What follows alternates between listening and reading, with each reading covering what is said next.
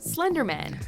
How is this only at number 10? This is garbage. I mean, wait, I say that too much. This is stinking crap coming out of a warthog, a wildebeest, and a domestic gray-colored pig all at the same time. They were having a crazy party, and they ate too much. One of them ate the Slenderman creepypasta. One of them ate Sony, and the third one ate the concept of offending the parents of two attempted murderers who are still in prison. And then they put it together, they smeared it, and then they put some on their face, and then they recorded it, and then they called it the Slenderman movie, released it into theaters, and it's worse than Hotel Transylvania 3. It's worse than every other movie. It's worse than the Emoji Movie. That one's awesome. It's worse than Up, and it's even worse than the scenes of Boo crying in Monsters, Inc., and I hate her. Talented actors are given thinly sketched characters. They're not talented. Joey King, that same year, was in the Kissing Booth, and oh my god, I'm not going to say how much I hate that again. Oh, I'm not going to. My family likes that movie. Please. I'm so sorry, Mom. I'm not going to talk about it again. Go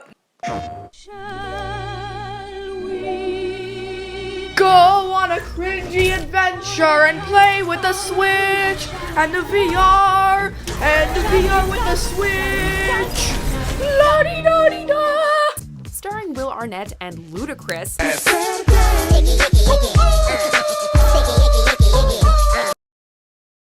Three things: number of subscriptions, popularity of the content, and What? You subscription number, does that even matter? Doesn't the content matter? The views don't matter either. I have like 1,000 views and 13 subscribers. Is that not enough for you? Do I need to be the most famous person in the world? Do I need to be Swedish and mock children? No. Of course not. Oh, and because, they've got 1 million views and they make lousy content, they put themselves in their own list. Why am I not surprised? Oh, just kidding, they actually put PewDiePie. The worst, one of the worst YouTubers in the world. He sucks. He doesn't deserve anything. He insults children, he makes clickbait, and he's a little racist on top of that.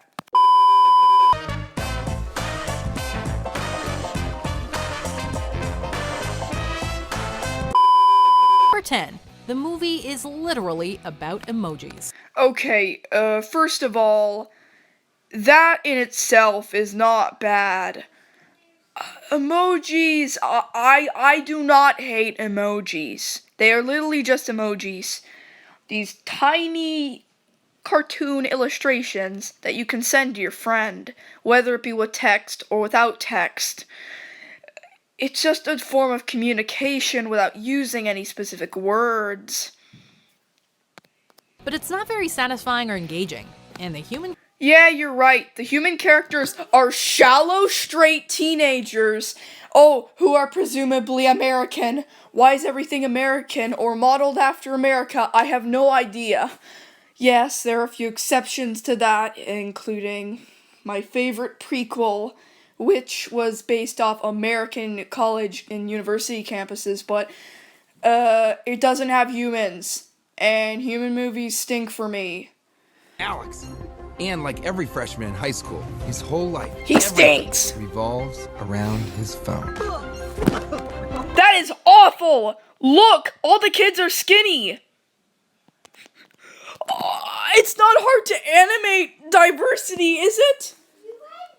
The only exceptions are again from my favorite prequel. And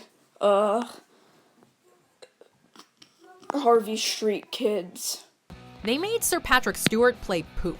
I know it was an accident. I know that this happened! I don't care.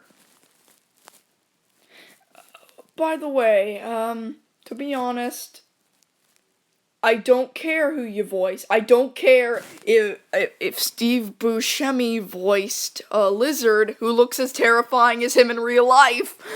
I don't care if David Spade was going to voice both of the protagonists in an NBC cartoon called Sammy that was actually canceled before it even aired. Media and popular digital culture came across as the most thinly veiled mass ad we've ever had the displeasure of consuming.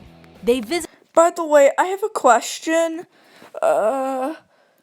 If the Emoji Movie got bad reviews for its product placement, which I also happen to hate, why did Wreck-It Ralph 2 Ralph's Breaks the Internet good reception? It did basically the same thing, but with Disney princesses.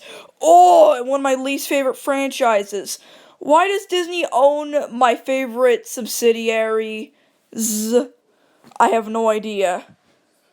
Should clarify that the definition of a ban is flexible, so we'll be looking at both shows that have been banned entirely, as well as shows that stopped airing in certain countries. We're just wondering why you stopped following. Ban means it's illegal to watch, distribute, or in general have access to viewing.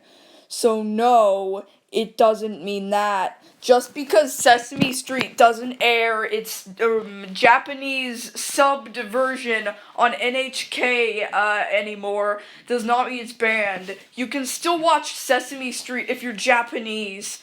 Steven Universe. In North America, Steven Universe has been praised for its portrayal of LGBT. No, it's not! Okay. Let me clarify, alright? It is blatant with its message. There is only one straight couple.